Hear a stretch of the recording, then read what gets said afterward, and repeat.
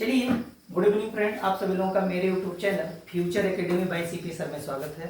आप सभी लोग मेरे वीडियो को शेयर किया करें, लाइक किया करें तथा चैनल को सब्सक्राइब भी किया करें। जो सब्सक्राइब कर लिए हैं वो शेयर किया करें, जो नहीं किए हैं वो वीडियो को क्या कर दिया करें, सब्सक्राइब कर दिया करें, जिससे आपको विभिन्न प्रकार की विषय वस्तुओं पर जानकारी क्या हो सके, प्राप्त हो सके।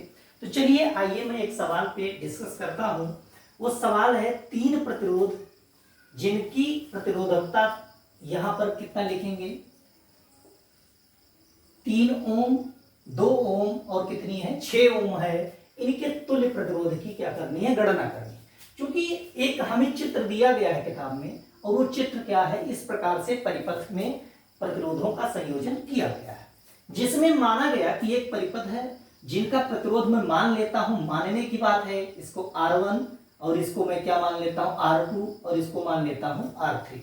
जिनमें R1 का प्रतिरोध है वो कितने ओम है, 3 ओम, और R2 और R3 का प्रतिरोध कितना है, 3 मतलब 2 ओम और कितने, 6। लेकिन चूंकि हम एक चीज और देख रहे हैं कि मान लो बिंदु, इसको मैं A मानता हूं और इसको बिंदु क्या मान लूं, B मान लूं, तो A और B के बीच जो दोनों प्रतिरोध दिए गए हैं वो एक दूसरे के क्या है, समांतर क्रम में, श्रेणी क्रम में नहीं है, बल्कि किसमें है, समांतर क्रम में। तो पहले उन प्रतिरोधों के जो मतलब A और B के बीच दिए गए हैं, इनके तुल्य प्रतिरोध की गणना हम कर लें। तब हम क्या करेंगे, पूरे परिपथ के तुल्य प्रतिरोध की गणना करेंगे। तो चलिए हम देखते हैं, क्योंकि मैं पहले ही एक चित्र और बना रखा हूं जिसमें मैंने बताया कि R1 का मान कितना है, 3, और R डैश का मान हम क्या करेंगे, निकालेंगे बिंदु A और B के बीच। तो चलिए, बिंदु जो है A व B के बीच हम तुल्य प्रतिरोध की क्या करेंगे, गणना करेंगे। तुल्य प्रतिरोध,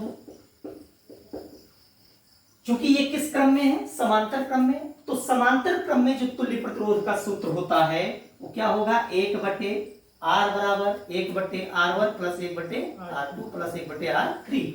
लेकिन चूंकि आप देखिएगा कि सभी का संकेतांक एक जैसा ना हो, इसलिए मैं उसको क्या मानता हूं, 1/R डैश मानता हूं, और बराबर क्या लिखूंगा, 1/R2 प्लस 1/R3, क्योंकि हमें किसके प्रतिरोध की गणना करनी है, R2 और R3 की।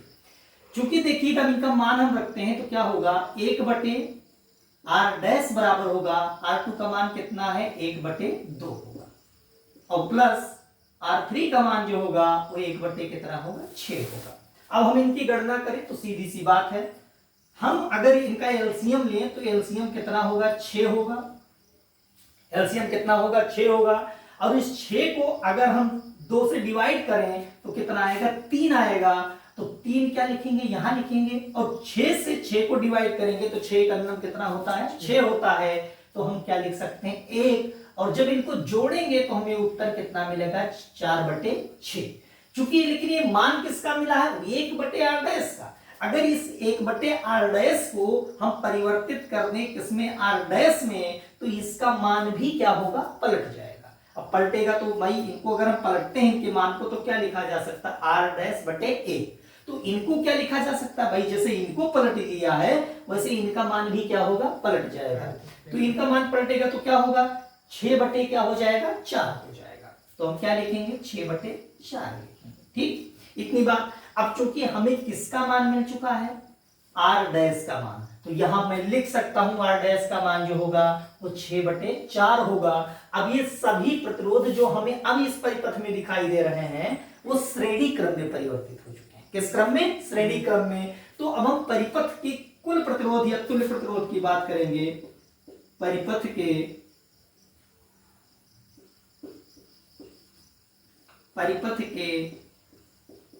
तुल्य प्रतिरोध बराबर क्या होगा, परिपथ के तुल्य प्रतिरोध का सूत्र। अब किस क्रम में है, क्योंकि श्रेणी क्रम में है, तो परिपथ के तुल्य प्रतिरोध अब श्रेणी क्रम में, प्रतिरोध का अब श्रेणी क्रम में निकालने ने।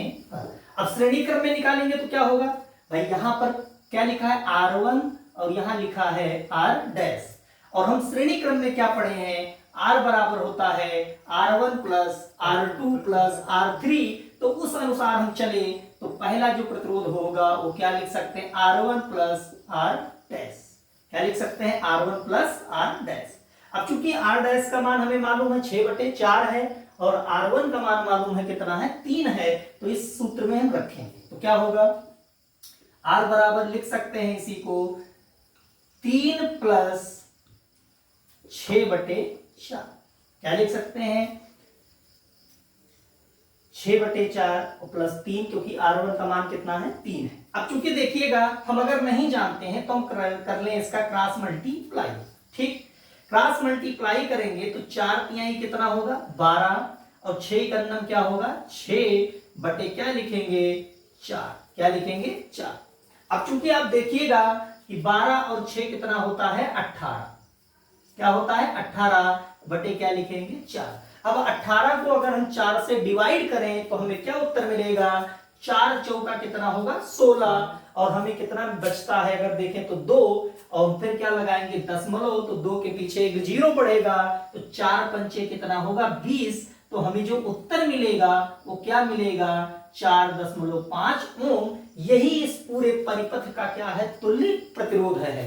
तो आपको अपेक्षा करते हैं कि ये सवाल समझ में आया होगा, और ऐसे ही सवाल बोर्ड परीक्षा में क्या किए जाएंगे, पूछे जाएंगे। तो आप अपनी तैयारी को बोर्ड परीक्षा के अनुसार निरंतर क्या करिए, ढालते रहिए। और इसको सवाल को मैं आशा करता हूं कि समझ में आ गया होगा। नहीं समझ पाए होंगे तो आप कमेंट करिएगा, मैं अगले वीडियो में उसको क्या करूंगा, कवर करने की कोशिश करूंगा। तो धन्यवाद। और सभी लोग मेरे चैनल को क्या करें, नित्य दिन देखते रहें, जिससे आपको नई नई जानकारियां क्या हो, प्राप्त होती है। धन्यवाद।